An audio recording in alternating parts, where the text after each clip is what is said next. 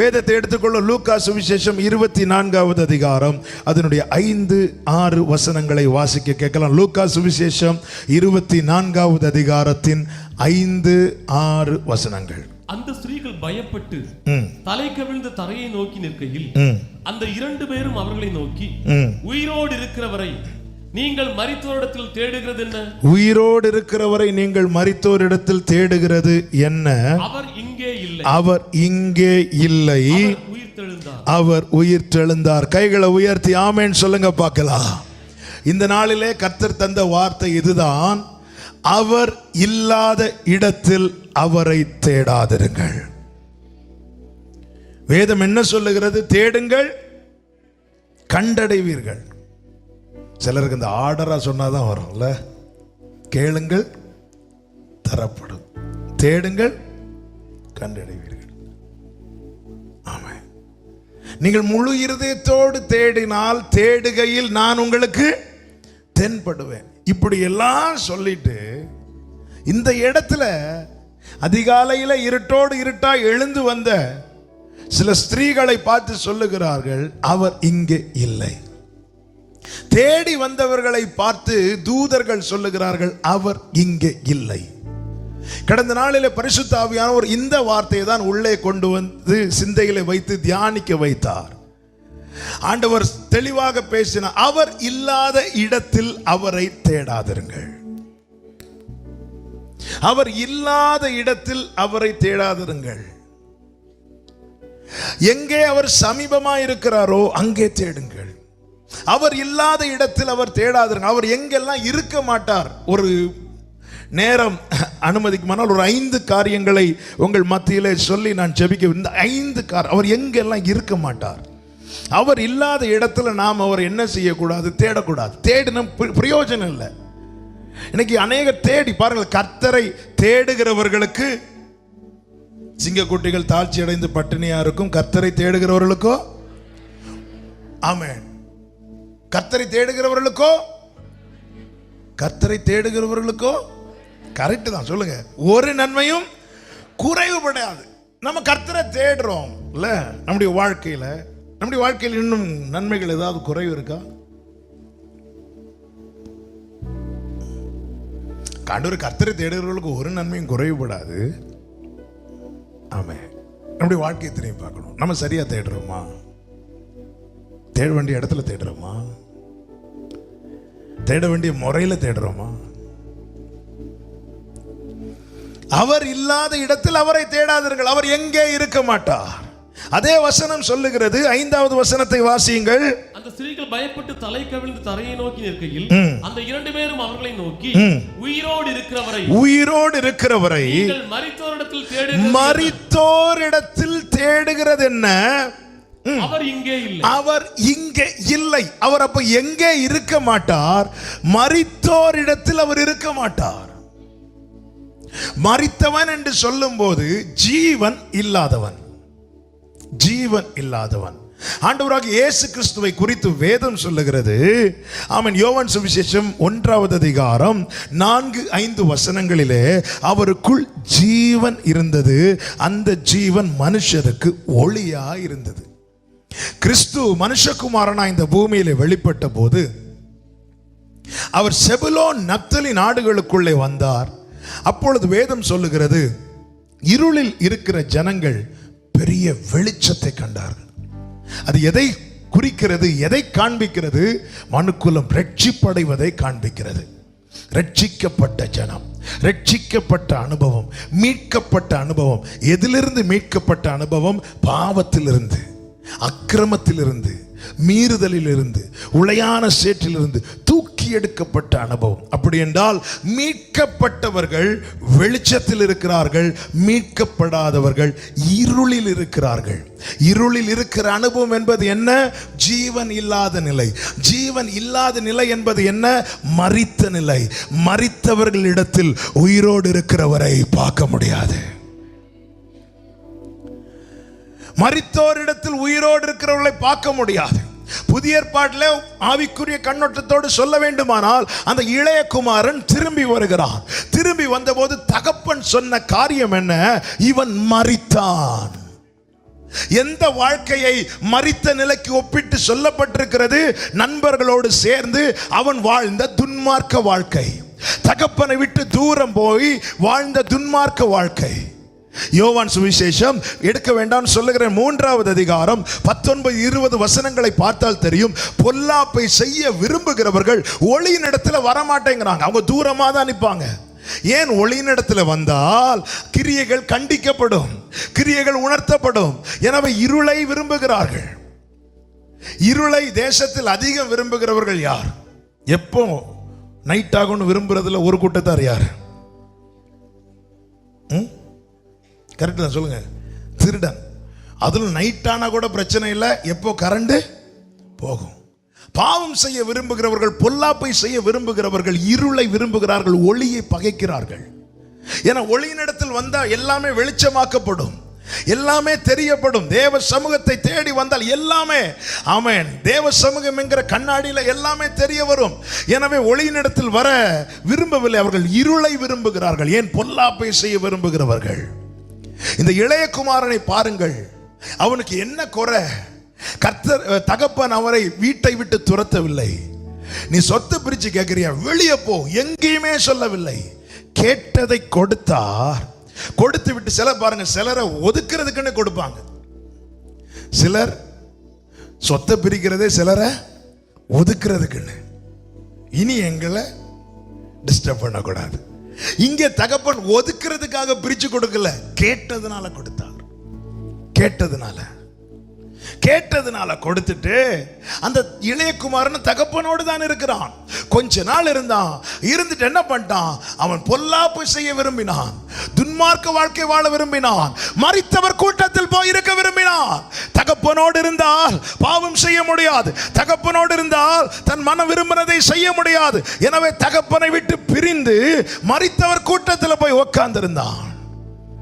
லூக்கா 15வது அதிகாரத்தில் 3 உவமைகளை சொல்லுகிறார். காணாமல் போன ஆடு, தொலைந்து போன வெள்ளிக்காசு, ஆமென், பிரிந்து போன மகன்.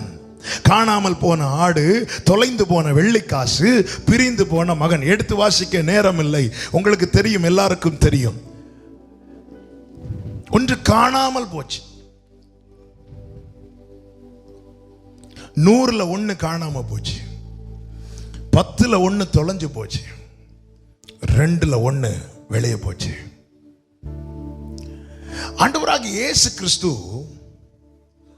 அவர் சொல்லிய உவமைகளில் 2வது வருகையை குறித்தும் கடைசி நாட்கள் காரியங்களை குறித்தும் பேசுகிற இடத்துல எங்கேயுமே கிருபையை பார்க்க முடியாது. கிருபையை பார்க்க முடியாது. இப்போ நம்ம ஃபுல்லா எதை பார்த்து ரசிச்சிட்டு இருக்கிறோம்னா கிருபைய. அவர் தம்முடைய 2வது வருகையை குறித்து சொல்லப்பட்ட இடங்களில் எங்கேயுமே கிருபையை பார்க்க முடியாது. நல்ல கவனமா கேளுங்க. அவர் சொல்லுகிற காரியங்கள் என்ன? 2 பேர் இருப்பான், ஒருவன் எடுத்துக்கொள்ளப்படுவான், இன்னொருவன். அப்ப எத்தனை % அவுட்?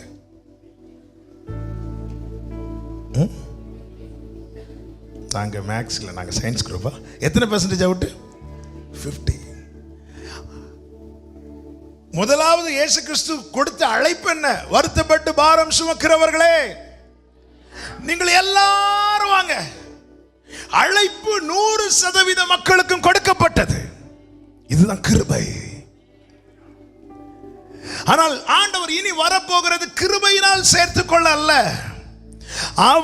அவனுக்கு நான் அளிக்கும் பலன் என்னோடு கூட வருகிறது. 2 பேர் ஆண்டவர் சொன்ன உவமை, 2 பேர், ஒருவன் எடுத்துக்கொள்ளப்படுகிறான், ஒருவன் கைவிடப்படுகிறான். எத்தனை % அவுட்? 50%. இனி லூக்கா 15வது அதிகாரத்தில் வாங்க, எடுக்க வேண்டாம், நான் சொல்லுகிறேன், தெரிந்த சம்பவங்கள்னால நேரம் இல்லை. 100ல் 1 காணாம போச்சு. எத்தனை % அவுட் சொல்லுங்க? 1%. அந்த 1% அவர் என்ன செய்தார்? தேடி கொண்டு வருகிறார். கிருபை. 10ல் 1 காணாம போச்சு. எத்தனை % அவுட்? 1. எந்த ஸ்கூல் படிக்கிற? அவனாவது சொல்றான், சிலர் இல்லை தெரிஞ்ச மாதிரி அப்படியா காணாம போச்சா? எப்போ? 10ல் 1 காணாம போச்சு. எத்தனை பர்சன்டேஜ் அவுட்? இம்போசிஷனே தப்பா எழுதிட்டு இருக்கிறாங்க சிலர். எத்தனை பர்சன்டேஜ் அவுட்? 10% அவுட். கரெக்ட் தானே? இல்லை நான் தப்பா சொல்றேனா? கரெக்ட். அந்த 10% அவுட் ஆயிட்டு தொலைந்து போனது. அந்த 10% திருப்பி கொண்டு வர்றதுக்கு என்ன செய்யப்பட்டது? விளக்கை கொளுத்தி வீட்டை பெருக்கினால் கிடைக்கும். அந்த தொலைந்தது தான் இரட்சண்யத்தின் சந்தோஷம். அந்த தொலைந்தது தான் ஆதி அன்பு. அந்த தொலைந்தது தான் பழைய ஆவிக்குரிய அனுபவம். இதை சரி பண்றதுக்கு இந்த விளக்கு, இந்த கட்டளை தான் விளக்கு. இதுதான் தீபம். இதை கொளுத்தி வெளியே பெருக்க கூடாது, வீட்டை பெருக்கணும். எபிரேயர் 3வது அதிகாரத்தில் இருக்கிற நாம தான் அவருடைய வீடு. ஆண்டவர் தரார். தொலைந்ததை திருப்பி எடுக்கிறதுக்கு நான் உனக்கு விளக்க தரேன், நீ பெருக்கு, நீ சரி பண்ணு. வீட்டை பெருக்குனா இதை வச்சு சுத்திகரித்தா தொலைந்ததை எடுத்துடலாம். தேடி போனா காணாம போனதை தூக்கிடலாம்.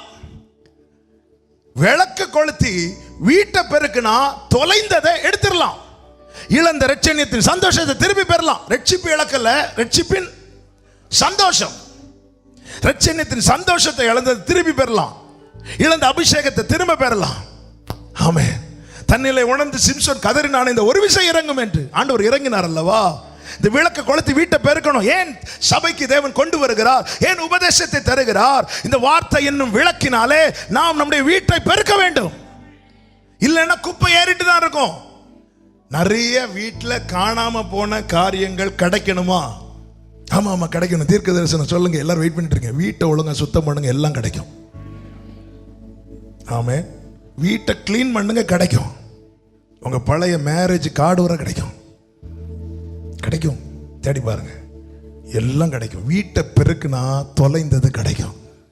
நம்ம விளக்க கொளுத்தி அடுத்த வீட்டில் தேடிட்டு இருக்கிறோம். அந்த வீட்டில் குப்பை இருக்கு, இந்த வீட்டில் குப்பை இருக்கு, காணாம தொலைந்தது நமக்கு.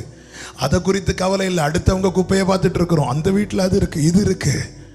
அவ விளக்க கொளுத்தி தன் வீட்டை பெருக்கினாள். தொலைந்த வெள்ளி காசு கிடைச்சதோ, இழந்த இரட்சண்யத்தின் சந்தோஷம் கிடைச்சதோ, ஆதி அனுபவம் கிடைச்சதோ, அந்த அபிஷேகம் திரும்ப கிடைச்சதோ, ஓ glory! அந்த சந்தோஷத்துக்கு அளவில்லை.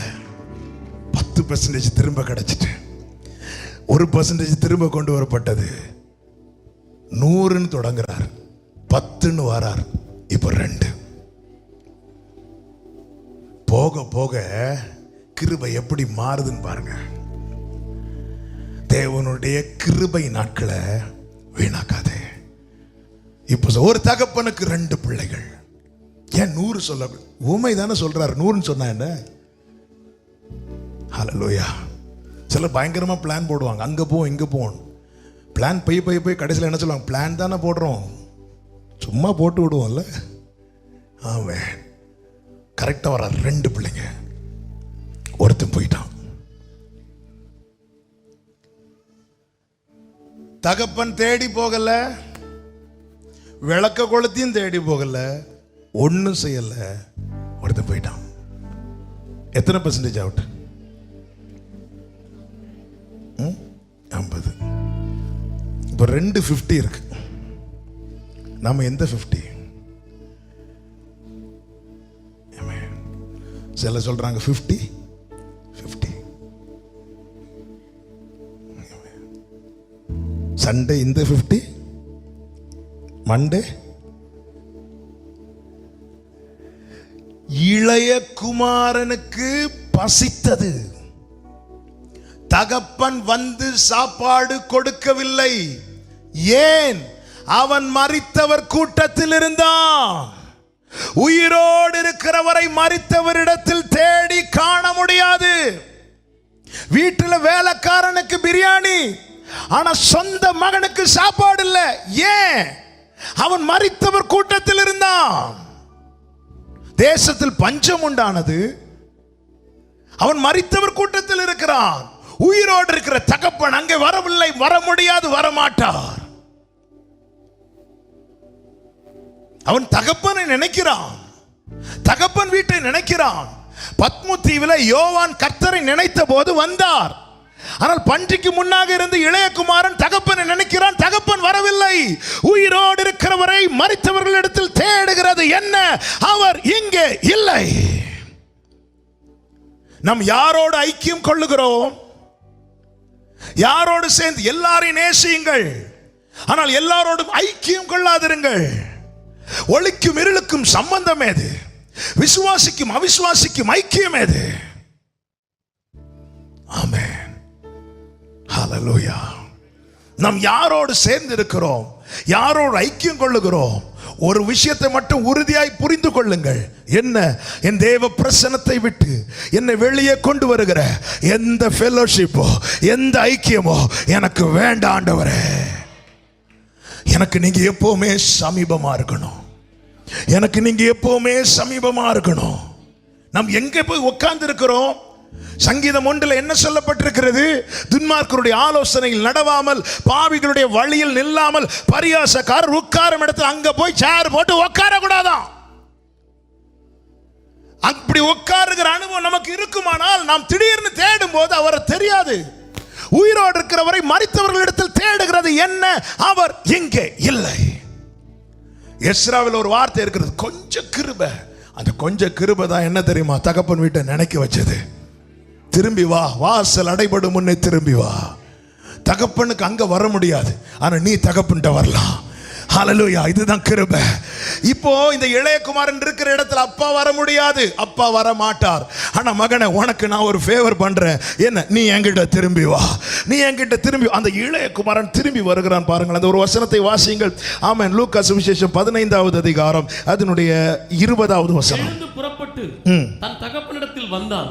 அவன் தூரத்தில் வரும்போதே அவனுடைய தகப்பன் அவனை கண்டு மனதுருகி ஓடி அவன் கழுத்தை. இப்ப 2 பேரும் மாறி மாறி வராங்க. ஓகே, என்னுடைய கேள்வி, யார் ஓடி வரா? இளையகுமாரன் எப்படி வந்திருப்பான்? 2 பிள்ளைங்க ஒரு வீட்டில் 2 பிள்ளைங்க ஸ்கூல்ல எக்ஸாம் முடிஞ்சு ரிப்போர்ட் கார்டு கொடுக்குறாங்க. ஒரு பிள்ளை ஃபுல்லா பாஸ் ஆயிட்டான், இன்னொரு பிள்ளை எல்லா பாடமும் வழக்கம் போல ஃபெயில் ஆயாச்சு. இப்போ 2 பேரும் ஸ்கூல் பஸ் விட்டு இறங்கி வராங்க. வீட்டில் ஃப்ரெண்டு ஹாலில் வந்து அப்பா இருக்கிறார். எந்த பிள்ளை உள்ள ஸ்பீடை ஓடி வருவா? மற்ற பிள்ளை இப்படி ரிப்போர்ட் கார்டு வச்சு அப்பா இருக்காரா? ஆமென், ஹல்லேலூயா. இந்த இளையகுமாரன் எவ்வளோ தயங்கி வந்திருப்பான். வாசல்ல இருந்தே எத்தி பார்த்துட்டு இருக்கிறார். ஒரு வாசல் படியில் வந்து விட்டார். வாசல் அடைபடும் முன்னே திரும்ப. இது நிமித்தம் நீ திரும்பினால் நான் உன்னை திரும்ப சீர்படுத்துவேன். நீ தீழ்ப்பானது நின்று விலையேற பெற்றதை பிரித்தெடுத்தால் நீ என் வாய் போல இருப்பாய். அவன் திரும்பிட்டான். மரித்தவர்களிடத்திலிருந்து தகப்பனிடமாய் திரும்பிட்டான். திரும்பி கால் எடுத்து வச்சு ஒவ்வொரு ஸ்டெப் எடுத்து வச்சு நடக்க பார்த்தான். அதுக்கு மேல அவனை நடக்க விடல. ஏன்னா தகப்பனுக்கு தெரியும், பிள்ளை இன்னும் சாப்பிடல, அவனுக்கு சாப்பாடே இல்லை. உனக்கு நீ இருக்கிற இடத்துல அவர் வரல, ஆனா அதுக்காக உன் நிலைமை தெரியாம இல்லை. அடுத்த ஸ்டெப் வீடு வரை நீ நடந்து வா, விடல, பனிஷ் பண்ணல. நீ திரும்பிட்டேன்னா உன்னை மன்னித்து ஏற்றுக்கொள்ள அவரை போல் ஒரு நல்ல தேவன் எங்கும் இல்ல. அவன் திரும்பினதோ ஓடி வந்து அவன் கழுத்தை கட்டி அணைச்சு முத்தமிட்டு அவனை வீட்டுக்குள்ள கொண்டு போறார். எதற்காக இந்த வார்த்தையை கர்த்தர் தருகிறார்? ஒரு உயிர்ப்பின் நாள், ஒரு ரிசர்வேஷன் டே செய்தியை கேட்டுட்டு போவதுக்கா இல்ல. நீ திரும்பணும். அநேக தேடியும் ஏன் கிடைக்கல? கர்த்தரை தேடுகிறவர்களுக்கு ஒரு நன்மையும் குறைவில்லை. நாம் தேடி தேடி ஏன் கிடைக்கல? நாம் எந்த கூட்டத்தில் இருக்கிறோம்? சண்டே சபையோடு சேர்ந்து ஆராதிக்கிறோம், மண்டே எங்க போய் உட்கார்ந்து இருக்கிறோம்? எல்லாரோடும் பேசுங்கள், எல்லாரோடும் பழகுங்கள், எல்லாரோடும் அன்பாயிருங்கள், கூடுமானால் யாவரோடும் சமாதானமாயிருங்கள். ஆனால் ஐக்கியம் கொள்ளும் போது யோசியுங்கள், எந்த கூட்டத்தில் போய் உட்கார்ந்து இருக்கிறோம்? நான் டெய்லி ஜெபம் பண்றேன், டெய்லி தேடுறேன், எனக்கு மரித்தோரிடத்தில் உயிரோடு இருக்கிறவரை பார்க்க முடியாது. இவங்க அப்படிதான் கல்லறைக்குள்ள இயேசுவின் சரீரத்தை பார்க்க தான் வராங்க. உயிரோடு எழுமன இயேசுவை பார்க்க வரல, சரீரத்தை பார்க்க வந்தாங்க. நாமளும் பார்க்கலாம். எப்படி பார்க்கலாம்? இயேசுங்கிற பேர்ல 2 போட்டோ வச்சு டெய்லி பார்க்கலாம். இயேசுவை பார்க்க முடியாது. இல்லைன்னா ஒரு சிலுவையை தூக்கி வச்சுட்டு பார்க்கலாம். ஆண்டவரே என் கூடவே இருங்கப்பா. இருக்கும் சிலுவை, எந்த சிலுவைன்னு தெரியாது. ஏன்னா 3 சிலுவை இருந்துச்சு. ஆமென். நமக்கு 2 ஆப்ஷன் கொடுத்தாலே தலகரங்கம் இல்லை? 3 சிலுவை, எந்த சிலுவைன்னு நமக்கு தெரியாது. இருக்கும், போட்டோ இருக்கும், சிலுவை இருக்கும். இயேசு இருக்கிறாரா? நம்ம எல்லாம் சிலுவையை வச்சுட்டு இயேசு இருக்கிறதா நினைக்கிறோம். ஒரு போட்டோவை வச்சுட்டு இயேசு இருக்கிறதா நினைக்கிறோம். மரித்தோரிடத்தில் அவரை பார்க்க முடியாது. எனவேதான் ஆண்டவர் சொல்லுகிறார், உங்களை நான் மற்ற ஜனங்களை விட்டு பிரித்தெடுத்தேன். இனி உலக வழக்கத்தின்படி உலகத்தார் போல செல்லக்கூடாது, செய்யக்கூடாது, செயல்படக்கூடாது என்பதற்காக என்னவும் செஞ்சுட்டு அவரை தேடலான்னு ஒரு நாள் நினைக்காதீங்க. கர்த்தருடைய வருகை சமீபமா இருக்கிறது. ஹல்லேலூயா, ஆமென். யாக்கோபும் அழுதான், ஏசாவும் அழுதான். ஒரு கண்ணீர் களிப்பாய் மாறினது, இன்னொரு கண்ணீர் கண்ணீரிலே முடிந்தது. கண்ணீருக்கு பதில் தருவார், கண்ணீருக்கு எல்லாம் பதில் தர மாட்டார். அழ வேண்டிய ஒரு காலம் உண்டு. அந்த காலத்தில் அழணும். சமீபமா இருக்க நோக்கி கூப்பிடணும். எல்லாவற்றுக்கும் ஒரு காலம் உண்டு. அசட்டை பண்ணி தன் கால் போன போக்கில் சேஷ்ட புத்திர பாகத்தை இழந்துட்டான். யாரு? ஏசா. 25வது அதிகாரத்தில் இழந்துட்டான். சரி, ஒரு பிரச்சனையில், ஒரு டயர்டில் ஒரு தப்பு பண்ணிட்டான். அன்னைக்கு நைட்டே உணர்வடையணுமா வேண்டாமா? இல்லை. அடுத்த நாள் உணர்வடைஞ்சானா? இல்லை. எங்க ஓடிட்டு இருந்தான்? இஸ்மவேலருடைய பெண்களுக்கு பின்னாக ஓடிட்டு இருந்தான். ஏன்னா அவனுக்கு தெரியும், இவன் யாரு? சின்ன பையன், என்ன செஞ்சிட போறான், எனக்கு தேவை வரும்போது வாங்கிக்கிறேன். ஒரு தப்பு பண்ணிட்டான். அன்னைக்காவது அவன் உணர்வடைஞ்சானா? இல்லை. எப்பொழுது உணர்வடைந்தான் தெரியுமா? தகப்பன் பங்கு கொடுக்கும்போது. அநேகர் இன்னைக்கு உணர்வு இல்லாம இருக்கிறவங்க நாளைக்கு அவர் அவனவனுக்கு பலன் கொடுக்கும் போதுதான், ஐயோ நான் அப்படி பண்ணிட்டேனே, இப்படி பண்ணிட்டேனே. ஏசா அழுறான். அப்பா உங்ககிட்ட வேற ஆசீர்வாதமே இல்லையாப்பா. கேட்டதும் யாக்கோபு அழுதுட்டான். இது ஈசாக்கா அழுதுட்டான். ஆமென். நாம் எந்த கூட்டத்தில் இருக்கிறோம், எங்கே இருக்கிறோம், அது அப்புறம் பார்த்துக்கலாம் சொல்லிட்டு இஸ்மவேலருடைய பெண்களுக்கு பின்னாக போயிட்டு இருக்கிறான். அதுதான் அவனுடைய ஏமா இருந்துச்சு. மரித்தவர் கூட்டத்தில் போய் உட்கார்ந்து இருக்கிறான். உட்கார்ந்து இருந்துட்டு அழுறான். பலன் இல்ல. மன மாறுதலை காணாமல் போனான். மரித்தவர் கூட்டத்தில் அவரை பார்க்க முடியாது. இரண்டாவது, அவர் எங்கே இருக்க மாட்டார். லூக்கா 4வது அதிகாரம் 29-30 வசனங்களை வாசிக்க கேட்கலாம்.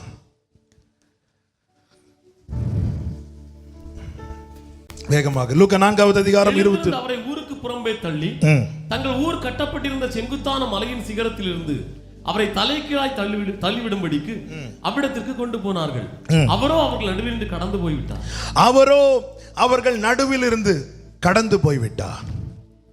எங்கே அவர் இருக்க மாட்டார் தெரியுமா? இங்கே தான் வளர்ந்த ஊராகிய நாசரேத்துக்கு வருகிறார். ஜெப ஆலயத்துக்குள்ளே போகிறார். அவர் கையில் ஏசாயா நிருபம் கொடுக்கப்படுகிறது. அவர் எடுத்து வாசிக்க ஆரம்பிக்கிறார். 18வது வசனத்தை வாசியுங்கள். கர்த்தருடைய ஆவியானவர் என் மேல் இருக்கிறார், தரித்திரருக்கு சுவிசேஷத்தை பிரசங்கிக்கும்படி என்னை அபிஷேகம் பண்ணி இருதயம் நறுங்குண்டவர்களை குணமாக்குகிறார், சிறைப்பட்டவர்களை விடுதலையாக்குகிறார், குருடருக்கு பார்வை. இப்படி சொல்ல சொல்ல ஜனங்களுக்கு ஒரே உற்சாகம், ஒரே சந்தோஷம். ஏசாயா 61 உள்ள வார்த்தை 61வது அதிகாரத்தை எடுத்து வாசிக்கிறார். நம்ம ஊர்ல இப்போ உள்ளதை சொல்லணும்னா, வியாதியா விடுதலையா, உன் கண்ணீரை துடைக்கிறார், உன் கவலையை மாற்றுகிறார், உன் நோய்களை நீக்குகிறார், உன் வேதனை அறிகிறார். இப்படி சொல்ல சொல்ல வேதம் என்ன சொல்லுகிறது பாருங்கள். 22வது வசனம், எல்லாரும் அவருக்கு நற்சாட்சி கொடுத்து, அதன் அர்த்தம் சூப்பர் மெசேஜ். Super message. மெசேஜ்னா இதல்லவா மெசேஜ். இப்படிதான் இருக்கணும் மெசேஜ். இன்னைக்கு கர்த்தர் எங்களோடு எல்லாரும் அவருக்கு நற்சாட்சி கொடுத்து அவருடைய வாயிலிருந்து புறப்பட்ட கிருபையுள்ள வார்த்தைகளை குறித்து ஆச்சரியப்பட்டார்கள். என்ன மெசேஜ் இல்ல? அப்படி இருக்கும்போது இதோட ஆமேன் போட்டு முடிப்பாருன்னு பார்த்தா முடிக்கல. ஏன்? இயேசு கிறிஸ்து வெளிப்படுகிற இடத்துல கிருபையும் சத்தியமும் ஒன்றை ஒன்று சந்திக்கும். இப்பொழுது அடுத்து பேச ஆரம்பிக்கிறார். என்ன பேச ஆரம்பிக்கிறார்? ஆமென். 25வது வசனத்தை வாசிங்க. இஸ்ரவேலுக்குள் அநேகம் விதவைகள் இருந்தார்கள். அடுத்து 24ல இருந்து வாசிங்க. ஆனாலும் தீர்க்கதரிசி ஒருவனும் தன் ஊரிலே அங்கீகரிக்கப்பட மாட்டான் என்று மெய்யாகவே உங்களுக்கு சொல்லுகிறேன். ஆண்டவருக்கு இவங்க பல்ஸ் தெரியும். இப்ப ஏன் இப்படி புகழ்றாங்க? ஏன்னா அப்படி பேசி இருக்கிறேன் சொல்லிட்டு அட்வான்ஸாவே சொல்லிட்டாரு. என்ன, நீங்க இஸ்ரவேல் எவனும் தீர்க்கதரிசி சொந்த ஊர்ல அங்கீகரிக்க மாட்டான். அதன் அர்த்தம் என்ன? இவ்வளவு நேரம் பேசினதை அக்செப்ட் பண்ணிட்டீங்க, இனி நான் பேச போறதை நீங்க அங்கீகரிக்க மாட்டீங்க. அதனால நான் இதோட முடிச்சாரா? இல்ல, இயேசு இருக்கிற இடத்துல சத்தியம் வெளிப்படும்.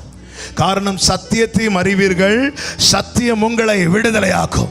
கர்த்தர் பேச ஆரம்பிக்கிறார். எலியாவின் நாட்களில் 3 வருஷம் 6 மாதமும் வானம் அடைபட்டு தேசமெங்கும் மிகுந்த பஞ்சம் உண்டாயிருந்த போது இஸ்ரவேலுக்குள் அநேக விதவைகள் இருந்தார்கள். ஆயினும் எலியா என்ன செய்கிறான் பாருங்க. சீதோ நாட்டில் உள்ள சரப்தா ஊரில் இருக்கிற ஒரு விதவையின் இடத்திலே அனுப்பப்பட்டானே அல்லாமல் வேறெங்கு அனுப்பப்படவில்லை.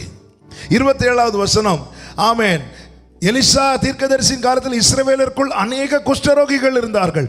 ஆயினும் சீரியா தேசத்தானாகிய நாகமானை அல்லாமல் அவர்களில் வேறு ஒருவனும் சுத்தமாக்கப்படவில்லை என்று சத்தியத்தின்படியே உங்களுக்கு சொல்லுகிறேன் என்றார். ஏன் இதை எடுத்து சொல்லணும்? ஏன்னா இஸ்ரவேலருக்குள்ள ஒரு நம்பிக்கை என்ன தெரியுமா?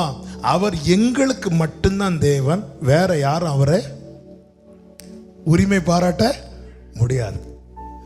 சில பாருங்களேன், தங்களுக்குன்னு ஒரு தெய்வத்தை வச்சிருப்பாங்கல்ல, தங்களுக்குன்னு ஒரு தெய்வம், அப்படி இவங்க வச்சிருந்தாங்க.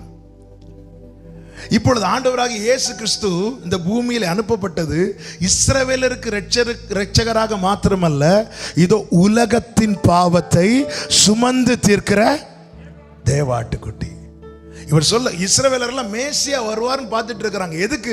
தங்களுக்கு ஒரு ராஜ்யத்தை கொடுக்க. ஏன்னா ரோமருடைய பிடியில் இருக்கிறாங்க, ரோம பிடியில் இருக்கிறாங்க. அவங்க வானா வரணும், 1 மைல் தூரம் பலவந்தம் பண்ணுனா கூட போகணும், என்னெல்லாம் பண்ணணுமோ எல்லாம் பண்ணுவாங்க. அப்படியெல்லாம் போகும்போது அவங்களுக்குள்ள உள்ளம் துடிக்கும், வரட்டும், எங்களுக்கு ஒரு காலம் வரும். யானைக்கு ஒரு காலம் வந்தா பூனைக்கு ஒரு காலம் வரும், எங்களுக்கு ஒரு காலம் வரும், எங்களுக்கு ஒரு மேசியா வருவார். அதே போல நாங்களும் உங்களை நடத்துறோமா இல்லையா பாரு. அப்படி சொல்லிட்டு இருக்கும்போது தான் ஆண்டவர் என்றாகி சொல்லுகிறார். எல்லாரும் அற்புதம் நடக்க இவர் தான் மேசியாவா இருக்குமோ? அப்போ எல்லாரும் சீஷர்கள் உட்பட அப்படிதான் பார்த்தாங்க. எனவே தான் செபதேவின் குமாரர்களுடைய அவங்க யோவான் யாக்கோவுடைய அம்மா சொல்ல, உம்முடைய ராஜ்யத்தில் ஒருவன் வலது புறத்திலும் இன்னொருவன் இடது புறத்திலும். கேட்கிறாங்க, ஆண்டவரே உம்முடைய ராஜ்யத்தில் எவன் பெரியவனா இருப்பான்? ஆண்டவர் எல்லாத்தையும் உடைச்சிட்டாரு. எல்லாத்தையும் உடைச்சு விஷயம் தெரியாம பேசிட்டு இருக்கிறீங்க. ஆண்டவர் சொல்லுகிறார், ஒருவன் உங்களை ஒரு மைல் தூரம் நடக்க பலவந்தம் பண்ணினால் நீங்க அவன் கூட 2 மைல் தூரம் போங்க. என்ன ஆண்டவரே? ஆமென். அதே போலதான் இங்க தேவாலயத்தில் பேசுறார். அவர் உங்களுக்கு மட்டும் இரட்சகர் அல்ல, வரப்போகிற மேசியா உங்களுக்கு மட்டுமல்ல, அவர் உலக இரட்சகர். உள்ளதை உள்ளது போல எடுத்து சொல்லுகிறார், சத்தியத்தை வெளிப்படுத்துகிறார். ஜனங்கள் கிருபையுள்ள வார்த்தையை ஏற்றுக்கொண்டார்கள், சத்தியத்தை ஏற்றுக்கொள்ளவில்லை, அவரை வெளியே தள்ள பார்த்தார்கள், அவர் போயிட்டார். என்ன, எதற்காக இதை சொல்லுகிறேன்? எங்கே அவர் காணப்பட மாட்டார். சத்தியத்துக்கு இடமில்லாத இடத்தில் இயேசுவை பார்க்க முடியாது. கடைசி காலத்தின் அடையாளங்களில் ஒன்றென்ன? ஆமென். ஆரோக்கியமான உபதேசத்தை ஏற்றுக்கொள்ள மனதில்லாமல் செவித்தின உள்ளவர்களாகி தங்கள் சுய இச்சைகளுக்கு ஏற்ற போதகர்களை நியமித்துக் கொள்ளும் காலம் வரும். பைபிள் என்ன சொல்லுது? தங்களுக்கு ஏற்ற. நம்ம பைபிள் பல நேரத்தில் படிக்கிறது கூட அப்படிதான் படிக்கிறோம். சில பகுதியை படிச்சுட்டு இருப்போம், ஆரம்பத்திலேருந்தே பயங்கரமா குத்துறது போல இருக்கும். அப்படியே எங்கே இப்படி பார்த்துட்டு அப்படியே மாத்திட்டு சங்கீதம் 91. ஆமென். நீ இப்படி இருந்தால் நீ இதை புசிக்கிற நாளில் ஆண்டவர் நானே பசியில் இருக்கேன், வேற ஏதாவது எடுப்போம். ஆமென். நீதிமான் சாப்பிட்டு திருப்தி அடைவான். க்ளோரி, ஹல்லேலூயா. நமக்கு தெரியாத வசனமா? ஆமென். நம்மை நோக்கி வருகிற வார்த்தையை நம்ம ஸ்கிப் பண்றோம். அதன் அர்த்தம் என்ன? சத்தியத்தை தள்ளுறோம். எங்கே சத்தியத்துக்கு இடம் இல்லையோ அங்கே இயேசுவை பார்க்க முடியாது. சமாரியாவில் இயேசு கிறிஸ்து போகிறார்.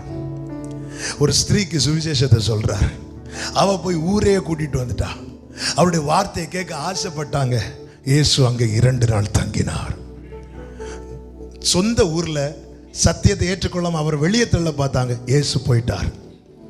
இன்னொரு ஊர்ல சத்தியத்தை ஏற்றுக்கொள்ள வாஞ்சியா இருந்தாங்க. இயேசு தங்கினார். சத்தியத்துக்கு இடம் இல்லாத இடம் அது எதுவானாலும் சரி, அங்க இயேசுவை பார்க்க முடியாது. சத்தியத்துக்கு இடம் கொடுக்கிறது அது யாரானாலும் சரி, அவர்களிடத்துல இயேசுவை பார்க்க முடியும். கைகளை உயர்த்தி ஆமென் சொல்லுங்க பார்க்கலாம். எரேமியா 5வது அதிகாரத்தின் 1வது வசனத்தை வாசியுங்கள். எரேமியா மனுஷனை கண்டு கண்டுபிடிப்பீர்களோ என்றும் சத்தியத்தை தேடுகிறவன் உண்டோ என்றும், இந்த வார்த்தை சத்தியத்தை தேடுகிறவன் உண்டோ என்றும் எருசலேமின் தெருக்களிலே திரிந்து பார்த்து, எருசலேமின் தெருக்களிலே திரிந்து பார்த்து விசாரித்து அதன் வீதிகளிலே தேடுங்கள், அதன் வீதிகளிலே தேடுங்கள், காண்பீர்களானால். யாரை பார்ப்பீங்கன்னா, சத்தியத்தை தேடுகிறவன் ஒருவன் இருப்பான் நீங்கள் காண்பீர்களானால் அதற்கு மன்னிப்பு தருவேன். எதற்கு மன்னிப்பு தருவாரா? அந்த தெருவுக்கு. தெரிந்து கொள்ளப்பட்டவர்கள் நிமித்தம் நாட்கள் குறைக்கப்படும் என்று இயேசு கிறிஸ்து சொன்னாரே. தெரிந்து கொள்ளப்பட்டவர்கள் எதை தேடணும்? சத்தியத்தை தேடணும். அதன் அர்த்தம் என்ன? சபை சரியாய் சத்தியத்தை தேடுமானால் தேசத்துக்கு விடுதலை கிடைக்கும். எனவேதான் ஆபிரகாம் கேட்கிறான், ஒரு பட்டணத்துல 50 நீதிமான் இருந்தா தண்டிப்பீரா? தண்டிக்க மாட்டேன். 50 கேட்டுட்டேனே, 50 வராதே. ஆண்டவரோட 45 இருந்தா தண்டிக்க மாட்டேன். 45 வர வாய்ப்பில்லை. லோத்தின் மனைவி, லோத்தின் 2 பிள்ளைங்க, அவங்களுக்கு நியமித்த 2 புருஷர்கள். எத்தனை ஆச்சு? 6 ஆச்சு. இனி ஒரு மருமகனுக்கு அப்பா அம்மா, அடுத்த மருமகனுக்கு அப்பா அம்மா, மொத்தம் எத்தனை ஆச்சு? 10. சும்மா ஒரு கணக்கு போட்டு 10. ஆண்டவரை 10 நீதிமான் இருந்தா ஆண்டவர் சொன்னார், நான் மன்னிக்கவே மன்னிப்பேன். அப்பா, ஆபிரகாம் கேட்டு வாங்கினது 10 இருந்தாலே விடுவிப்பார். எரேமியாவை கொண்டு கர்த்தர் சொல்றார், 10 கூட வேண்டாம்பா, 1 இருந்தா போதும். ஒருவன். நம்மள எவ்வளவு தேசத்துல இத்தனை கொள்ளை நோய் இப்படி பரவும் போது சபை தான் அதன் உத்தரவாதத்தை எடுக்க வேண்டும். நீங்க ஒத்துக்கிட்டாலும் ஒத்துக்கிடலாம், அதான் உண்மை. அதுதான் சொல்ல, கடல் கொந்தளிக்கும் போது போட்டில் இருக்கிற அத்தனை பேரும் அவங்க தெய்வத்தை நோக்கி கூப்பிடும் போது ஜீவனுள்ள தேவன் ஆராதிக்கிறவன் அடித்தட்டில் படுத்து தூங்கி கொண்டிருக்கிறான். மற்றவர்களுக்கு இருக்கிற உணர்வு யோனாவுக்கு இல்ல. ஆனால் எப்பொழுது நிற்கும்? யோனா கூப்பிட்டாதான் நிற்கும்.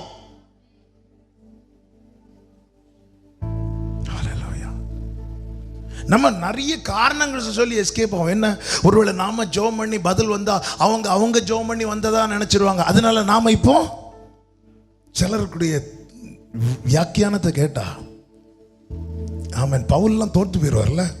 நீங்க ஏன் ஜோம் பண்ண? இப்போ நம்ம மழைக்காக ஜோம் பண்ணா அங்கேயும் ஜெபம் நடக்கு. அப்போ ஆண்டவர் மழையை தரும்போது அவங்க என்ன சொல்லுவாங்க? நாங்க ஜோம் பண்ணனாலதான். அதனால நம்ம கொஞ்சம் வெயிட் பண்ணுவோம், நம்ம வீட்டில் தண்ணி தீரட்டும். நினிவேயின் ரட்சிப்புக்காக கதற சொன்னார். யோனா படுத்து தூங்கினான். யோனாவை தூக்கி போட்டார்.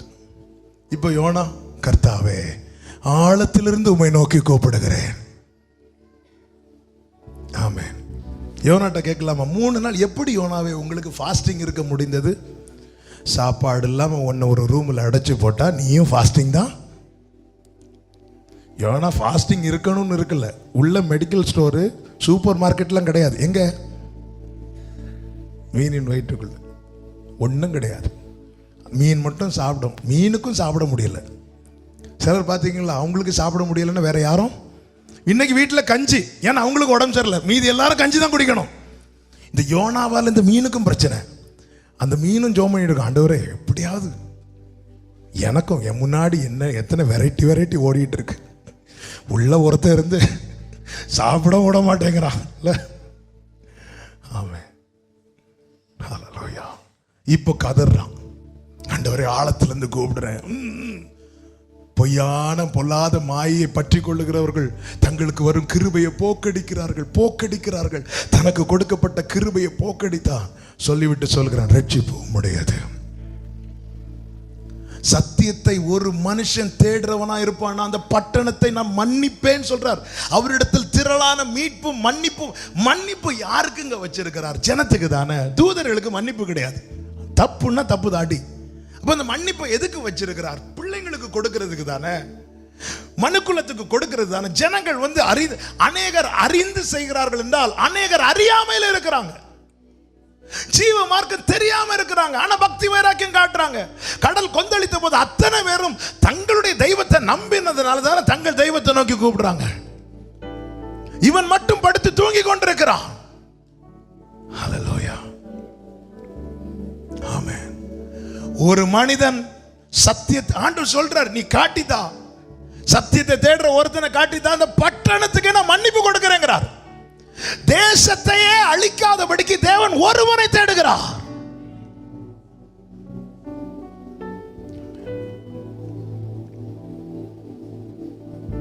எப்பவுமே இப்படி கை காட்டுறத ஸ்டாப் பண்ணிட்டு இப்படி கை காட்டணும். ஆண்டவரே, இப்படி கை உயர்த்திடணும். சரண்டர். ஒரு குற்றவாளி ஒரு கண்ணுக்கு முன்னாடி கையை தூக்குறது மாதிரி, இது என் மிஸ்டேக், என் பாவம். இஸ்ரவேல் ஜனங்களை மோசே ஆண்டவர் கொண்டு வரார். ஜனங்க பாவம் பண்ணுவாங்க. ஜனங்க பாவம் பண்ணும்போது மோசே கிட்ட சொல்லுவார், மோசே, நான் ஒன்ன பெரிய ஜாதியாக்குறேன். கர்த்தருடைய வாக்குத்தை என்ன? ஆபிரகாமுடைய சந்ததியை பெரிய ஜாதியாக்குவேன். அங்கிருந்து வருது. ஆண்டவருக்கு கோபம் தாங்க முடியலாம், எல்லாத்தையும் அழிச்சிருவேன் மோசே, அழிச்சிட்டு ஒன்ன பெரிய ஜாதி ஆக்குறேன்னு சொல்லும்போது மோசே கெஞ்சி பிரார்த்திப்பானா. ஒருவன் ஒரு பெரிய கூட்டத்துக்கு ரட்சிப்பாய் மாறினான். சபையை தேவன் பட்டணத்தில் வச்சிருக்கிறதே அதுக்கு தாங்க. கொஞ்சம் யோசித்து பாருங்க.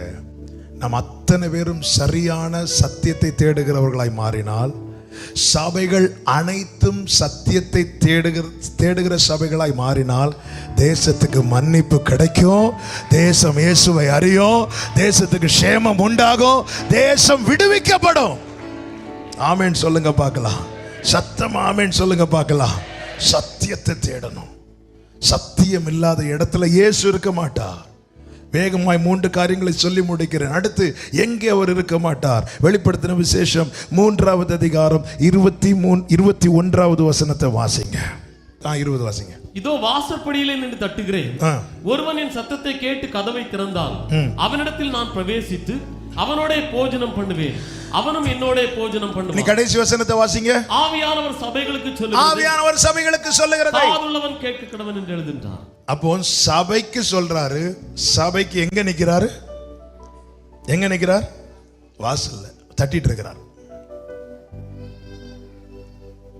நம்ம சர்ச்சில் வந்து அவங்க வந்தாங்களா இவங்க வந்தாங்களான்னு பாக்குறோம். அவர் வந்தாரான்னு நம்ம பாக்குறோமா? வெளிப்படுத்தின விசேஷம் 2வது அதிகாரத்தின் 1வது வசனத்தை வாசிங்க. எபேசு சபையின் தூதனுக்கு எழுதுகிறது என்னவென்றால், தம்முடைய வலது கரத்தில் ஏந்தி கொண்டு 7 பொன் குத்து விளக்குகளின் மத்தியிலே 7 பொன் குத்து விளக்குகள் சபையை காண்பிக்கிறது. அவருடைய ஸ்தானமே எங்க? சபையின் மத்தியிலே உலாவுகிறது.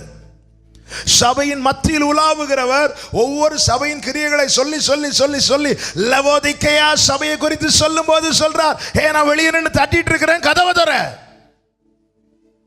அவர் எங்கே இல்லை? லவோதிக்கேயா சபைக்கு உள்ளே இல்லை. லவோதிக்கேயா சபையின் அனுபவம் என்ன? வெதுவெதுப்பான அனுபவம். குளிரும் இல்லை, ஆனலும் இல்லை. நீங்க என்ன சொன்னாலும் நாங்க இப்படிதான் இருப்போம். கர்த்தர் தட்டுறார். தட்டுறது கிருபை.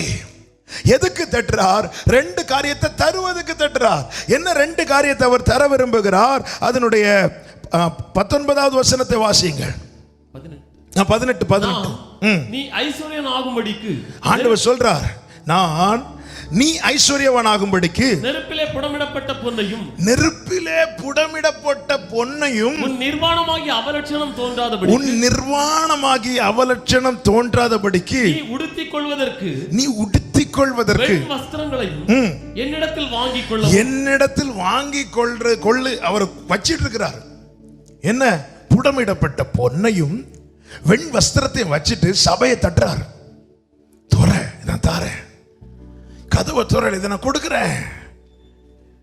ஆண்டவர் வேற ஏதாவது தாங்க ஆண்டவரே, நீ வாளாக்காமல் தலையாக்குவாய், இந்த மாதிரி ஏதாவது தாங்க ஆண்டவரே. நம்ம நிறைய காரியங்களுக்கு ஷட்டர் போட்டுட்டோம். அவர் தட்டுறாரு, நான் வச்சிருக்கிறேன் உனக்கு தரதுக்கு, சபைக்கு தரதுக்கு புடமிடப்பட்ட பொண்ணை வச்சிருக்கிறேன், சபைக்கு தரதுக்கு நான் வெண்வஸ்திரம் வச்சிருக்கிறேன் சொல்லிட்டு அடுத்த வார்த்தையை பாருங்கள். நீ பார்வை அடையும் படிக்கு உன் கண்களுக்கு கலிக்கம் போடவும் வேண்டும் என்று ரெண்டு காரியத்தை தர வந்துட்டு ஒரு ஆலோசனை சொல்றாரு. என்ன ஆலோசனை சொல்றாருன்னா, கண்ணுக்கு கலிக்கம் போடு, அது புரியும்படி சொன்னா உன் கண்ணில் மருந்தை ஊத்து அல்லது கண்ணுக்கு கண்ணாடி போடு. என்ன அதன் அர்த்தம்? நமக்கு மங்கலா இருக்கு அப்படின்னா, ஒன்றும் தெரியல அப்படின்னா ஏதாவது போய் ட்ரீட்மெண்ட் பண்ணுவோம் கண்ணுக்கு. இல்லை, சில சொல்லுவாங்க இந்த மெடிசின் ஊத்துங்க அப்படிம்பாங்க, சில சொல்லுவாங்க இந்த கண்ணாடி போடுங்க கிளியரா தெரியும் அப்படின்னு. அதுன்னு ஒரு அடையாளம் தான். உன் கண்ணுக்கு நீ பார்வை உனக்கு தெரியல, என்ன தெரியல, ஆமென், என்ன உன்கிட்ட இல்ல, புடமிடப்பட்ட பொன் இல்ல, என்ன உன்கிட்ட இல்ல, ஆமென், வெண் வஸ்திரம் இல்ல. இது எதை காண்பிக்கிறது? புடமிடப்பட்ட பொன் விசுவாசத்தை காண்பிக்கிறது, வெண் வஸ்திரம் பரிசுத்தத்தை காண்பிக்கிறது. ஆமென். ஜெயம் கொள்ளுகிறவன் எவனோ அவன் என்னோடு கூட சிங்காசனத்தில் உட்காரும்படி அருள் செய்வேன். நல்ல கவனமா கேளுங்க. சபையினிடத்தில் தேவன் எதிர்பார்க்கிற காரியங்கள். எபேசு சபையினிடத்தில் சொல்லுகிறார், ஆதி அன்பு இல்லை என, அங்கே தேவன் அன்பு இல்லை என ஆண்டவர் வேதனைப்படுகிறார். லவோதிக்கியா சபையினிடத்தில் சொல்லுகிறார், உன்னிடத்தில் என்ன இல்லை? புடமிடப்பட்ட பொன் இல்லை, உன்கிட்ட என்ன இல்லை? வெண் வஸ்திரம் இல்லை. அதன் அர்த்தம் என்ன? வந்து கூடி ஆராதிக்கிறோம், 5 வருஷம் விசுவாசி, 10 வருஷம் விசுவாசின்னு சொல்றோம், ஆனா புடமிடப்பட்ட பொன் இல்லை, விசுவாசம் இல்லை. மனுஷகுமாரன் கடைசி நாளில் வரும்போது விசுவாசத்தை காண்பாரோ? இதை நான் வாசல்ல நின்று தட்டுறேன், என்கிட்ட வாங்கிக்கோ. விசுவாசம் இல்லாத இடத்தில் அவர் இருக்க மாட்டார். அவர்கிட்ட இருக்கு, புடமிடப்பட்ட பொண்ணு இருக்கு. அடுத்து சொல்றார், வெண் வஸ்திரம் வச்சிருக்கிற வாங்கிக்கோ. சபையில என்ன இல்ல? வெண் வஸ்திரம் இல்ல. விசுவாசமும் பரிசுத்தமும் அன்பும் இல்லாத இடத்திலே இயேசுவை பார்க்க முடியாது. நமக்கு அப்படிப்பட்ட பிரசங்கள்லாம் தேவையில்லை. நமக்கு ஆசீர்வாத பெருவிழா, ஆலோசனை பெருவிழான்னு எங்கேயாவது போஸ்ட் பார்த்துருக்கிறோமா? இல்லை. ஆசீர்வாத பெருவிழா, பொருளாதார ஆசீர்வாதம், அந்த இப்படியெல்லாம் கேட்டால் நமக்கு அந்த ஷட்டரை ஓபன் பண்ணி விட்டுருவோம். இந்த சைடு விசுவாசம் பரிசுத்தம், இந்த ஷட்டரை க்ளோஸ் பண்ணிடுவோம்.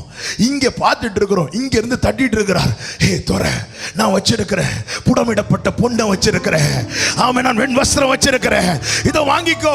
இல்லாண்டவரை என்கிட்ட இருக்கு. போய் சொல்ற, உன் கண்ணுக்கு கண்ணாடி போட்டு பாரு, கலிக்கம் போட்டு பாரு, அப்போ தெரியும் உனக்கு எது குறைவா இருக்குன்னு. ஹல்லேலூயா. நம்ம இன்னும் அதை பார்க்கல, நம்ம எதை குறைவா இருக்குன்னு பார்க்குறோம். பேங்க்ல இவ்வளோ பணம் இருக்கு, இவ்வளோ குறைவா இருக்கு, ஃபீஸ் கட்டணும் இவ்வளோ குறைவா இருக்கு, இந்த மாதிரி பார்க்குறோம். ஆனால் எனக்கு விசுவாச லெவலில் இன்னும் வளரணும். சீஷர்கள் ஆமென் அவருடைய உபதேசத்தை கேட்க கேட்க கேட்க அவர்கள் பார்வை தெளிவடைகிறது. வந்து கேட்குறாங்க, எங்களுடைய விசுவாசத்தை வர்த்திக்க வேண்டும். கேட்குறோமா? ஒரு மகனை அழைத்து கொண்டு வருகிறார் தகப்பன். ஆண்டவர்கிட்ட கேட்கிறான், என் பையனை சுகமாக்குங்க. ஆண்டவர் சொல்ற, விசுவாசித்தால் ஆகும், விசுவாசிக்கிறவனுக்கு எல்லாம் கூடும். அந்த தகப்பன் கேட்கிறான், நான் விசுவாசிக்கிறேன் ஆண்டவரே, ஆனாலும் என்னுடைய அவிசுவாசம் நீங்கும்படி செய்யும். கேட்கிறோமா? பரிசுத்தம் உள்ளவன் இன்னும் பரிசுத்தம், இன்னும் பரிசுத்தம். கேட்கிறோமா? அப்ப நான் இன்னும் எவ்வளவு பரிசுத்தமாக வேண்டும் இதை அறிய என் கண்ணுக்கு கலிக்கம் போடணும். எனக்கு அந்த தெளிவு வேணும். அந்த தெளிவு எப்படி கிடைக்கும்? பிள்ளையாம் சொல்லுகிறான், கர்த்தருடைய வார்த்தையை கேட்டு அவருடைய அறிவை அடைந்து தாழ விழும்போது கண் திறக்கப்பட்டவன். என் கண்கள் தெளிவாக்கும்படிக்கு எனக்கு கொடுக்கப்பட்ட பரலோக மெடிசின் தான் பரிசுத்த வேதாகமோ. கரங்களை தட்டி ஆண்டவருக்கு மகிமை செலுத்துவோமா? ஹல்லேலூயா, ஹல்லேலூயா. நான் தாழ விழும்போது கண் திறக்கப்பட்டவன். ஹல்லேலூயா. இதை ஒழுங்க பார்க்க ஆரம்பிச்சிட்டாலே தெரியும் என்னுடைய விசுவாச லெவல் எவ்வளவு குறைவா இருக்கு, என்னுடைய பரிசுத்தம் எவ்வளவு குறைவா இருக்கு. சபை கண்களுக்கு கலிக்கம் போடணும். ஹல்லேலூயா, ஹல்லேலூயா. வெது வெதுப்பா இருக்கிற அனுபவம் அவர் உள்ள இல்லை. ஹல்லேலூயா. நம்முடைய ஒவ்வொரு வார்த்தையும் பேசப்படுகிற ஒவ்வொரு, நம்ம ஃபர்ஸ்ட் நம்ம பர்சனல் லைஃப், நம்ம ஃபேமிலி, நம்ம சர்ச். இதை தாண்டி தான் அடுத்து. நாம் நம்மை சுத்திகரிக்காமல், நம் கண்ணில் இருக்கிற உத்தரத்தை உணராமல், சகோதரன் கண்ணில் இருக்கிற துரும்பை எடுக்க பார்த்தா எடுக்க முடியாது. இன்னும் அந்த துரும்பை எவ்வளோ உள்ள தள்ள முடியுமோ அப்படிதான் தள்ளும். கண்ணுக்கு கழிக்கும் போடு, இந்த கண்ணாடியை போட்டு பாருங்க, தெரியும். எஸ் ஃபாதர், புடமிடப்பட்ட பொன் என்கிட்ட இல்லை, வெண்வஸ்திரம் என்கிட்ட இல்லை. பரிசுத்த ஜீவியம். தெசலோனிக்கேயருக்கு எழுதும்போது பவுலை கொண்டு ஆவியானவர் எழுதுகிறார். அவர் வெளிப்படும் போது பிழையற்ற பரிசுத்தவான்களா இருக்கணும். பிழையற்ற பரிசுத்தவான்கள். பாட்டு இருக்கலாம், எல்லாம் இருக்கலாங்க, அவர் இருக்கணும். இந்த ஆவிக்குரிய அனுபவத்தில் வளருவதற்கு நமக்கு இன்ட்ரெஸ்ட் இல்லைன்னா எதை காட்டுறது? அந்த வாசலை நம்ம அடைக்கிறோம், அந்த ஷட்டரை க்ளோஸ் பண்றோம். அவர் தட்டிட்டு இருக்கிறார். இல்லாண்டவர் இங்கே பயங்கரமா இருக்காண்டவர். இன்னும் எண்ணி 20 நாள்ல இந்த காரியம் நடக்கும். நடக்கலைன்னா அடுத்த 10 நாள்ல. இந்த மாதிரி கேட்கறதுக்கு நம்ம வாசலை திறந்து வச்சிட்டு இருக்கிறோம். யாராவது ஆமே குறி கேட்கறது மாதிரி தீர்க்க தரிசனம் கேட்க போறது. ஆமே. சில அப்படி ஃபோன் பண்ணி சொல்லுவாங்க, யாருன்னே தெரியாது, டக்குன்னு ஃபோன் பண்ணி பாஸ் ஜோம் பண்ணணும், சொல்லுங்க சிஸ்டர், இல்லை சொல்லுங்க பிரதர், ஜோம் பண்ணுறேன். ஜோம் பண்ணுங்க, ஓகே. ஃபோனில் ஜோம் பண்ணி முடிச்சோன்னே பாஸ்டர் ஏதாவது தெரிஞ்சுதா?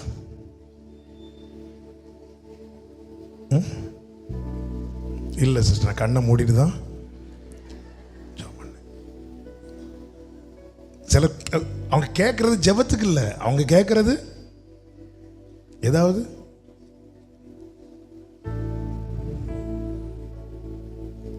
இந்த கலிக்கும் போடுங்க, எல்லாம் தெரியும். இந்த கண்ணாடியை போடுங்க, எல்லாம் தெரியும். சத்தியத்தையும் அறிவீர்கள், சத்தியம் உங்களை விடுதலையாகும். ஆமென், ஆமென் சொல்லுங்க பார்க்கலாம். ஹல்லேலூயா.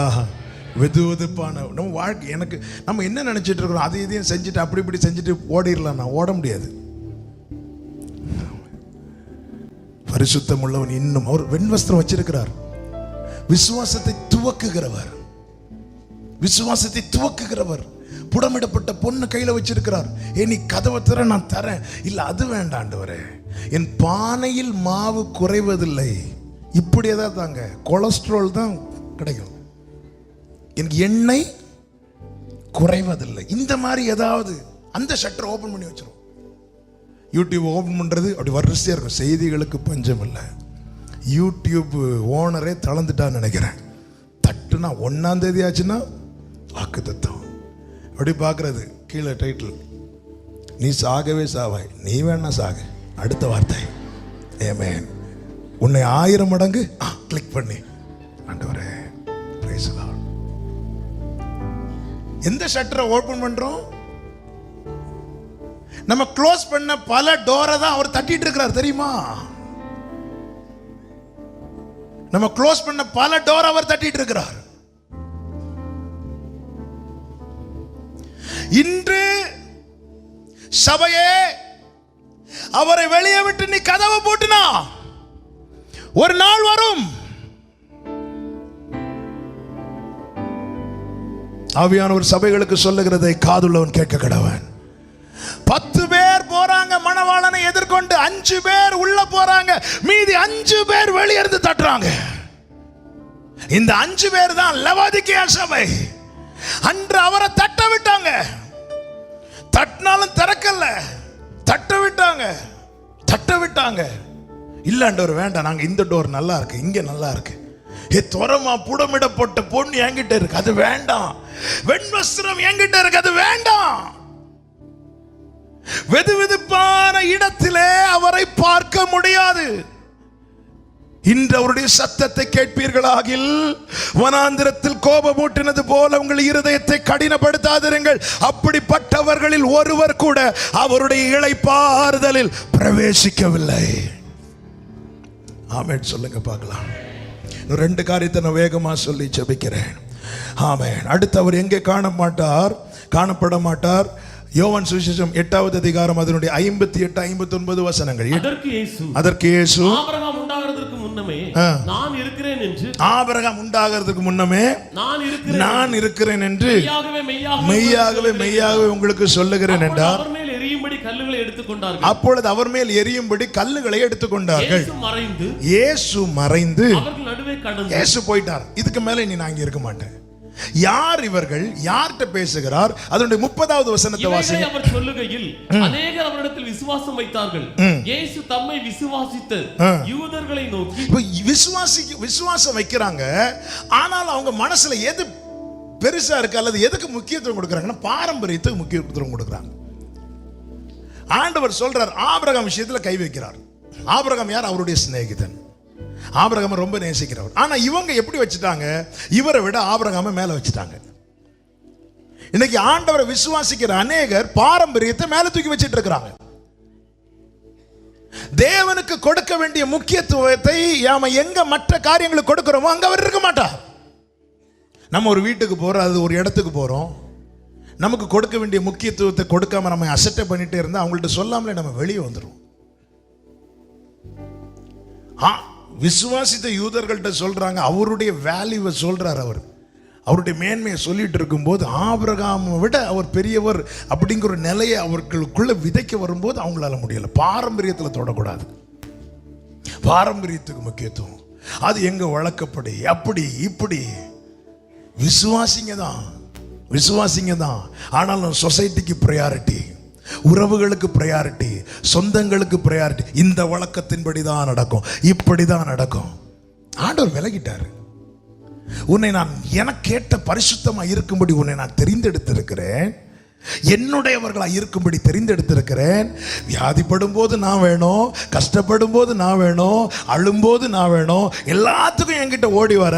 ஆனா உனக்கு ஒரு நல்ல காரியம் நடக்கும் போது மட்டும் என்னுடைய பாதை நின்று விலகி உலக வழக்கத்தின்படி போகிறாயா? விலகிட்டாரு. தேவனுக்கு கொடுக்க வேண்டிய முக்கியத்துவத்தை மற்ற காரியங்களுக்காக மற்றவர்களுக்காக மாற்றும் போது தேவனால் அங்கே இருக்க முடியாது, அவர் விலகி விடுவார். ஆவியானவர் சபைகளுக்கு சொல்லுகிறதை காதுள்ளவன் கேட்க கடவன். நாம் பரத்துக்கு முக்கியத்துவம் கொடுக்கிறோமா, பாரம்பரியத்துக்கு முக்கியத்துவம் கொடுக்கிறோமா? இப்படி செஞ்சு அவங்க ஃபீல் பண்ணுவாங்க, இப்படி பண்ணா இவங்க ஃபீல் பண்ணுவாங்க. அவங்கள பிரியப்படுத்த இதவை, இவங்களை பிரியப்படுத்த இப்படி செய். அது கல்யாண வீடாகட்டும், எந்த வீடாகட்டும், நம்ம யாரை பிரியப்படுத்த ஒவ்வொரு காரியத்தையும் செய்கிறோம். கஷ்டப்படும் போதும், சறுக்கி விழும் போதும், தடுமாறும் போதும், கண்ணீர் வடிக்கும் போதும் ஒவ்வொருத்தரை பிரியப்படுத்த செய்கிறோமே, அதில் ஒருவராவது வந்து நம்மை கை தூக்கி விட்டார்களா? மகா ஆழமான கிடங்கிலிருந்து ஒவ்வொருத்தரை சொல்லி கூப்பிட்டு உனக்கு உதவ யாரும் இல்லாதபடினால் அல்லவா நீ அவருடைய நாமத்தை சொல்லி கூப்பிட்டாய், அவர் அல்லவா உன்னை தூக்கி விட்டார். தாவீது சொல்லுகிறான், என் தகப்பனும் தாயும் என்னை கைவிட்டாலும். ஹல்லேலூயா. ஆனா ஒரு காரியம் வரும்போது உலக வழக்கத்தின்படி. ஆமென். பரத்துக்கு கொடுக்க வேண்டிய முக்கியத்துவத்தை வேற எதற்கு கொடுத்தாலும் தேவனை அவங்க வாழ்க்கையிலே அவங்க இருக்கிற இடத்துல பார்க்க முடியாது. முதலாவது நீ தேவனுடைய ராஜ்யத்தை தேடுன்னு சொல்லல, முதலாவது தேடினார். இரண்டாவது எதையும் தேட அவர் சொல்லல. ஏன்னா தேட வேண்டியதை தேடினா மீதி எல்லாம் தேடி வரும். தேட வேண்டியதை தேடினா மீதி எல்லாம் இரண்டாவது தேட வேண்டிய நிலைமை வராது. முதலாவது தேவனுடைய ராஜ்யத்தை அவருடைய நீதியும் தேடு சொல்லி அந்த அதிகாரத்தை முடிச்சிட்டார். அடுத்த டாபிக் உள்ள போயிட்டார். இல்லைன்னா வருஷம் போட்டிருக்கணும், முதலாவது தேடு, ரெண்டாவது தேடு, மூணாவது தேடு, அப்படிதானே சொல்லியிருக்கணும். முதலாவது நீ தேடு, நீ தேட வேண்டியது தேடினா மீதி எல்லாம் தேடி வரும். நாம ஏன் இன்னைக்கு ஒவ்வொன்றையும் தேடி தேடி அலைய வேண்டிய சூழ்நிலை தெரியுமா? தேட வேண்டியதை சரியா தேடாததுனால. முதல் கோணல் முற்றிலும் கோணல். ஒவ்வொரு காரியத்துக்கும் போராட வேண்டி இருக்கு, ஒவ்வொரு காரியத்துக்கும் அழ வேண்டி இருக்கு. ஒரு சின்ன விஷயத்திலிருந்து பெரிய விஷயம் வரை அழுது அழுது அழுது அழுதுதான் வாங்க வேண்டி இருக்கு. ஏன்? எதனால? ஆமாம், ஜீவனுள்ள நாளெல்லாம் நன்மையும் கிருபையும் தொடரும்னு சொல்லி இருக்கிறாரு. ஏன் தொடர மாட்டேங்குது? தேட வேண்டியதை சரியா தேடல, கொடுக்க வேண்டிய முக்கியத்துவத்தை கொடுக்கல. ஆவியானவர் சபைகளுக்கு சொல்லுகிறதை காதுள்ளவன் கேட்க கடவன். ஐந்தாவதாக எங்கே காணப்பட மாட்டார் தெரியுமா? எசேக்கியேல் 8வது அதிகாரம் அதனுடைய 6வது வசனத்தை வாசிக்க கேட்கலாம். என்னை நோக்கி, மனுபுத்திரனே, அவர்கள் செய்கிறதை காண்கிறாயா? என் பரிசுத்த ஸ்தலத்தை விட்டு என்னை தூரமாய் போகும்படியான பரிசுத்த ஸ்தலத்தை விட்டு என்னை தூரமாய் போக பண்ணும்படியாக. தூரமாய் அந்த வார்த்தையை பார்த்தீங்களா? என் வீட்டை விட்டு என்ன தூரம் போக பண்றான். தூரமாய் போகும் பண்ணும்படியாக இஸ்ரவேல் வம்சத்தார் இங்கே செய்கிற மிகுந்த அருவருப்புகளை காண்கிறாய் அல்லவா? சொல்லிவிட்டு 7வது வசனத்தை வாசிங்கள். என்னை பிராகாரத்தின் வாசலுக்கு கொண்டு போனார். அதாவது சர்ச்சுக்கு வெளியே கொண்டு போய், அப்பொழுது இதோ சுவரில் ஒரு துவாரத்தை கண்டேன். ஒரு செவர்ல ஒரு சின்ன ஓட்டையை போட்டு உள்ள என்ன நடக்குன்னு காட்டி கொடுக்கிறார். உள்ள பயங்கரமான ஆராதனை. யார் வெளியே கொண்டு போனார்? கர்த்தர் கூட்டிட்டு போய் ஓட்டை போட்டு உள்ள என்ன நடக்கு பாரு. உள்ள பார்த்தா பாழாக்கும் அருவருப்புகள், தம்மூசு குறித்த துக்கம், அந்நிய தெய்வர்களை உள்ளே கொண்டு வருகிறார்கள். அது மாத்திரமல்ல, 16வது வசனத்தை வாசிங்கள். உட்பிரகாரத்திலே கொண்டு போனார். இதோ கர்த்தருடைய ஆலயத்தின் வாசல் நடையிலே மண்டபத்துக்கும் பலிபீடத்துக்கும் நடுவே 25 புருஷர் தங்கள் முதுகை கர்த்தருடைய ஆலயத்துக்கும் தங்கள் முகத்தை கீழ்த்திசைக்கும் நேராக திருப்பினவர்களாய் கிழக்கே இருக்கும் சூரியனை நமஸ்கரித்தார்கள். உலக வழிபாடுகள்.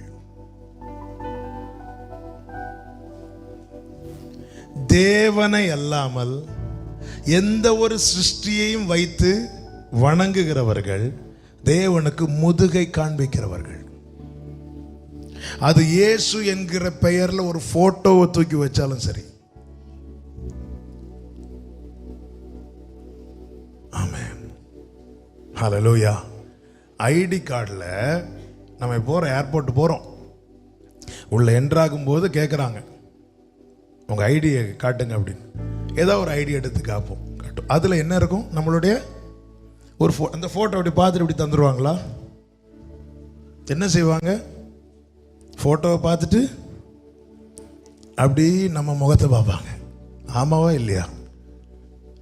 கரெக்டாக இருக்கா? இருக்குன்னா தருவாங்க. சில ஐடி கார்டில் நமக்குள்ள தான் ஃபோட்டோ எடுத்திருப்பாங்க. நம்ம ஆதார் கார்டு ஃபோட்டோலாம் பார்த்தா உள்ளே விட மாட்டாங்க. பார்த்துட்டு அப்படி பார்ப்பாங்க, கரெக்டாக இருக்கா? நம்ம இயேசுன்னு சொல்லிட்டு ஒரு ஃபோட்டோவை தூக்கி ஃப்ரெண்டில் அங்கே இங்கே மாட்டி வச்சிட்டு இருக்கிறோம். அது யாரு? சிருஷ்டியை தெய்வமாய் தூக்கி வைத்தால் அவர்களும் சூரியனை வணங்குகிறவர்களும் அவருக்கு ஒண்ணு. அவர்கள் தேவனுக்கு முகத்தை அல்ல முதுகை காட்டுகிறார்கள். அவர்கள் இருக்கிற இடத்துல தேவன் இருக்க மாட்டார், வெளியே வந்துருவார். ஏங்க, அவருடைய ஒரு போட்டோவை அல்லது அவருடைய ஒரு உருவத்தை வைத்து ஆராதிப்பது அவருக்கு சித்தமானால், எங்க இந்த ஞானம் எல்லாம் பரத்திலிருந்து வர்றது தானே. அவர் இருக்கிற காலகட்டத்தில் கேமராவை கண்டுபிடிக்க அவர் அலோவ் பண்ணியிருப்பாரா இல்லையா? என்ன பேசாம இருக்கிறீங்க? வீட்டில் நிறைய வச்சிருக்கீங்களோ? ஞானத்தை கொடுக்கிறது யாருங்க? கர்த்தர். இல்லை, எனக்கு ஏன் ஞாபகமா என்னுடைய ஒரு போட்டோ அவங்க வீட்டில் இருக்கணுங்கிறது அவருடைய சித்தமா இருந்தால், அவர் இருக்கிற காலகட்டத்திலேயோ அல்லது அவர் இந்த பூமியில மனுஷகுமாரனா வர்றதுக்கு முன்னாடியோ அந்த கேமராவை கண்டுபிடிக்கிற அந்த ஒரு ஞானத்தை யார்கிட்டயாவது கொடுத்திருப்பாரா இல்லையா? ஏன் அதை செய்யல? இதை கண்டு விசுவாசிக்கணும், வேற எதை கண்டுமல்ல. ஆமென் சொல்லுங்க, ஹல்லேலூயா. சிலர் அடையாளத்துக்கு சிலுவையை வச்சிருப்பாங்க, சிலர் விக்கிரகமா வச்சிருப்பாங்க. சிலுவையை பார்த்துட்டு முதுகை காண்பிக்கிறோம். அடையாளம் வேற, விக்கிரகம் வேற. ஆமென். சிலர் ஒரு படத்தை வச்சு மாலையை போட்டு கீழே, உங்க போட்டோ இப்படி பண்ண எப்படி இருக்கும் யோசிச்சு பாருங்க. அவர் என்றென்றைக்கும் சதா காலத்திலும் கொஞ்சம் நீங்க கொஞ்சம் இன்னைக்கு போய் ஒன்று செஞ்சுட்டு இப்படி பாருங்க. மரணத்தை விழுங்கிட்டு நான் மரணத்தை ஜெயிச்சேன்னு சொல்ல. ஏன்னா குட் ஃப்ரைடே. ஆமென். முதுக காட்டுறோமா, முகத்தை காட்டுறோமா? ஹல்லேலூயா, ஹல்லேலூயா, ஹல்லேலூயா, ஹல்லேலூயா, ஹல்லேலூயா. தூக்கி 7 மடங்கு அக்கினியில போட்டாலும் நாங்கள் ஆராதிக்கிற தேவன் வேற ஒருவரை நாங்க வணங்க மாட்டோம், வேற ஒன்றை நாங்க வணங்க மாட்டோம். ஹல்லேலூயா, ஹல்லேலூயா, ஜீசஸ்.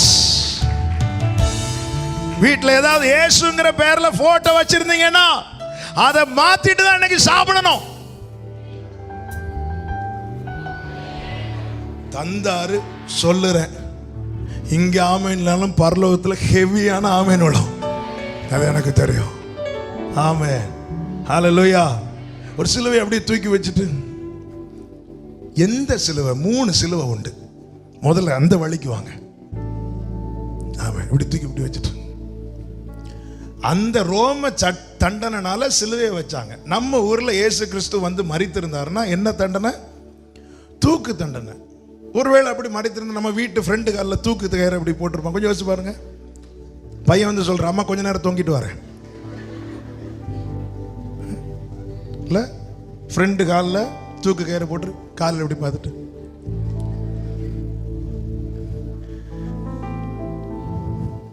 நாங்கள் சிலுவையில் அறையப்பட்ட கிறிஸ்துவையை மேன்மை பாராட்டுவோம்.